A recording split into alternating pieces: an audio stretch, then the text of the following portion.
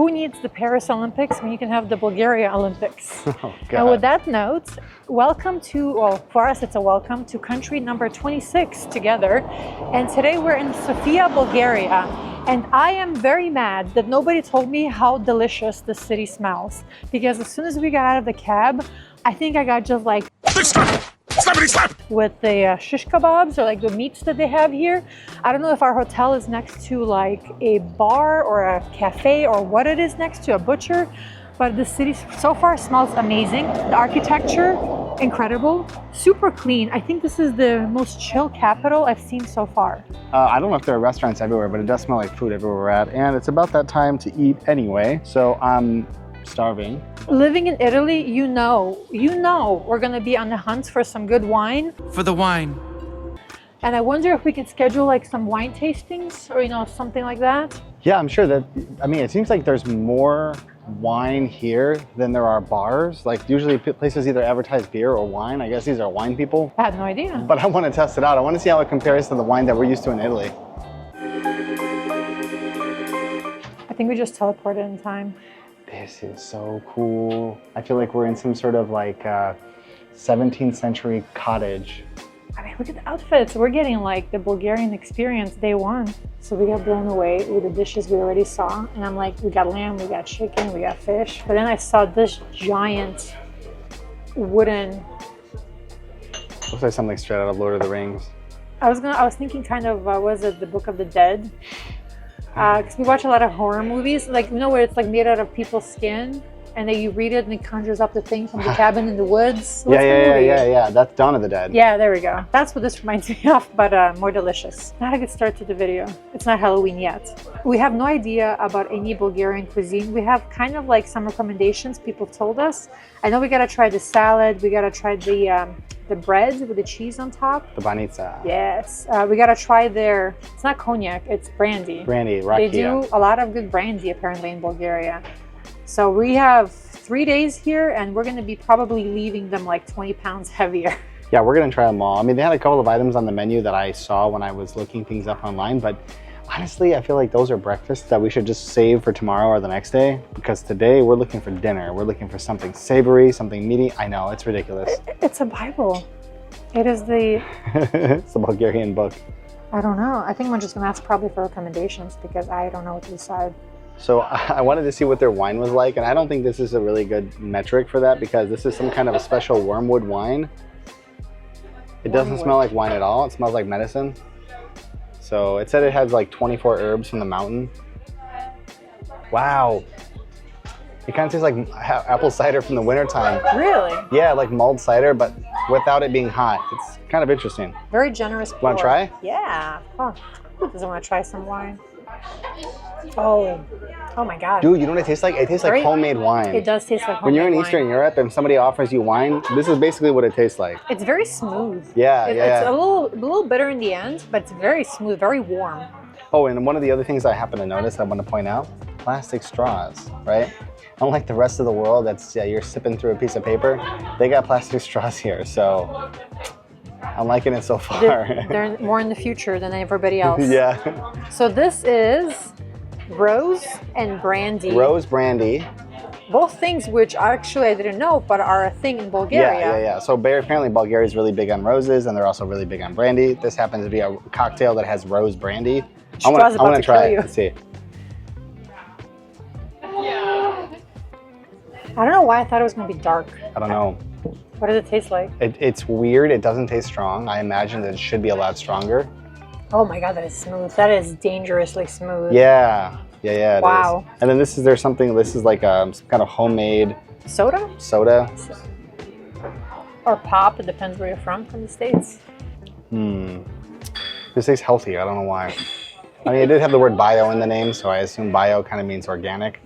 It's like some homemade syrup drink. It's like the light apple soda. Yeah, it does. Everything's very generous. Off to a good start. The portion sizes, yeah, right? We haven't even gotten to the food yet, and we're off to a good start. Also, the water, the caps actually come off. If you live in Europe, you know what I'm talking about. Look, watch this. It comes off. So remember when I said that the portion sizes here are very generous? Let me show you. I think we're kind of in and over our head here with all this food. What is that, Vern? What is that? This is like, I don't know, man. It's just like everything. I feel like we just ordered everything that they had. It smells and they put so it on good. one plate. How do you eat that? Like this? You got sauce in there. You see cabbage, you see potatoes, peppers. Is that chicken? What kind of meat is that?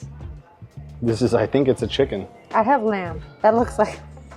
That I know is lamb. That one I can remember from the menu. 2 hours later. There's a name for it, but you know. You already one drinking? Man, that wormwood wine, it's weird. Like, it was good the first couple of drinks, but as after every single drink after that, it just kind of got weirder and weirder.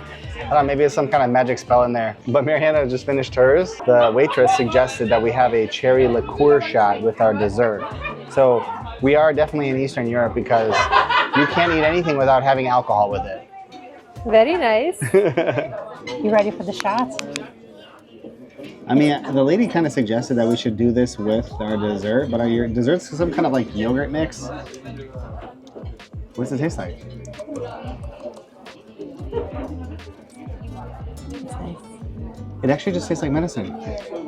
I wish NyQuil tasted like this. Seriously, man, if NyQuil tasted like this, they'd really have to keep this stuff locked behind a counter. Oh, this is turning a very uneducational channel. I was telling Mariana earlier, this is a first impressions, but if we drink enough of this stuff, it might become a last impressions. So wish us luck. So I'm not sure what the name of this is. I'll try to overlay it. I'm already like 2 drinks in, so the names will be on the bottom of the video. But it's some type of like a yogurty drink with walnuts and honey. Well, it's not really like a drink. It's like a, yeah, I don't know. I thought it was gonna be more liquidy. In the picture, looked. Let's see if we can try it and then we'll let you know. Oh my god, the chain's like right in your face. Sour? It tastes very healthy. Wow.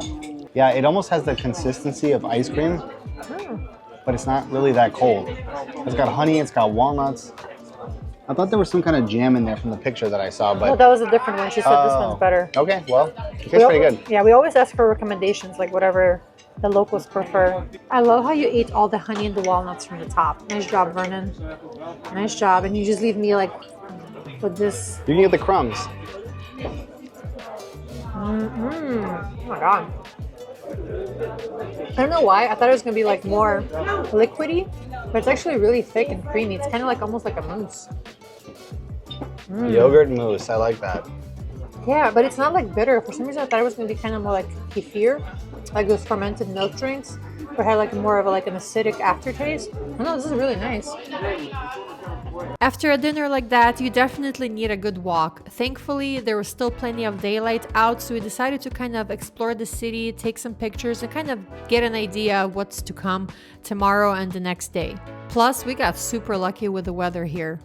This was the last thing I guess I was expecting to see in Bulgaria, but we have the KFC sign, the Coca-Cola sign, a happy sign, and a big McDonald's sign right there. And I don't know what the other stuff is.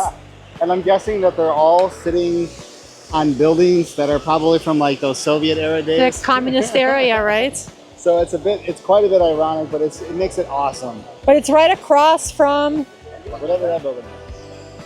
It looks really cool. It kind of looks like the eye from Lord of the Rings. Oh, the Eye of Sauron? Yeah, I don't know, like the center of that kind of like... There's a whole community of people that post those like evil buildings. It kind of looks like that. Comment down below if you think so. Evil building or not? Meanwhile,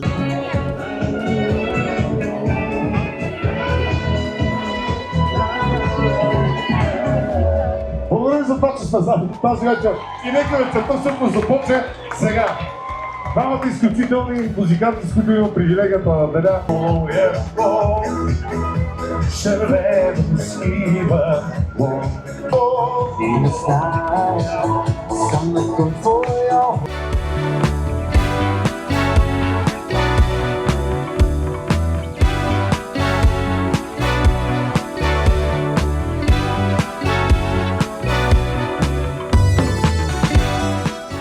So I wanted to do a room tour before we totally trash it, and honestly, people start the room tour inside, but you guys need to see this hallway because watch me get locked out. Vern, go show the people the hallway because it.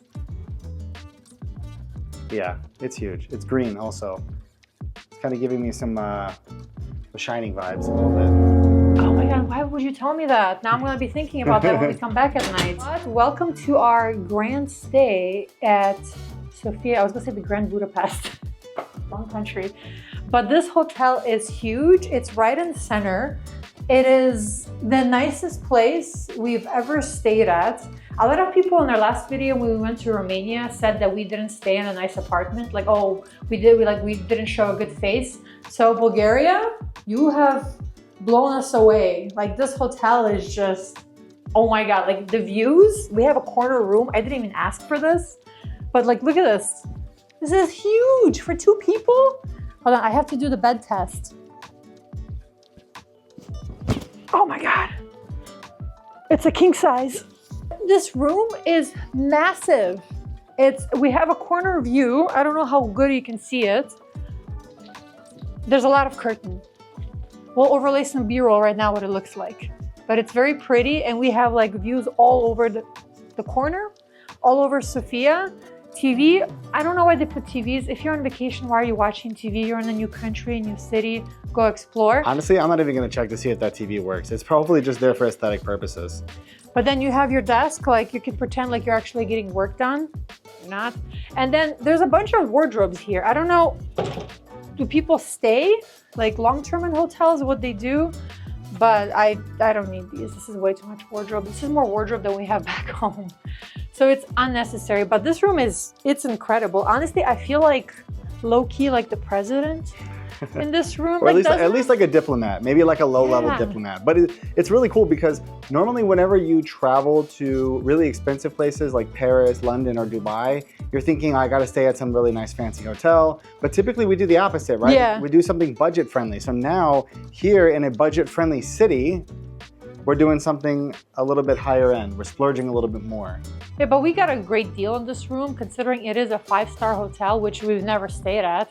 So I was just like, why not? But it was literally, I think in Paris, something like this would probably cost like $900 a night. Here, we're literally spending a 1/9 of it.